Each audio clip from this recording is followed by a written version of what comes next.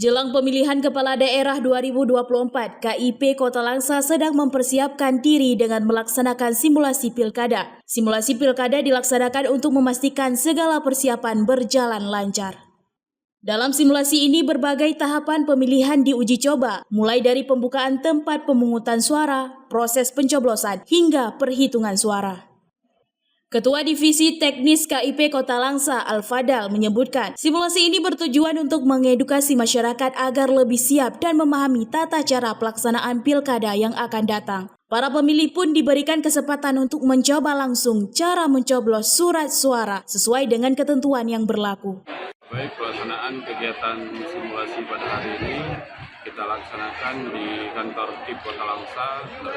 Ini merupakan bagian dari penguatan kapasitas bagi penyelenggara dalam menghadapi setiap persoalan pada saat tanggal 27 November 2024. Dan ini juga bagi kami laksanakan agar meningkatkan pengetahuan bagi seluruh tingkat badan ad hoc bagi penyelenggara.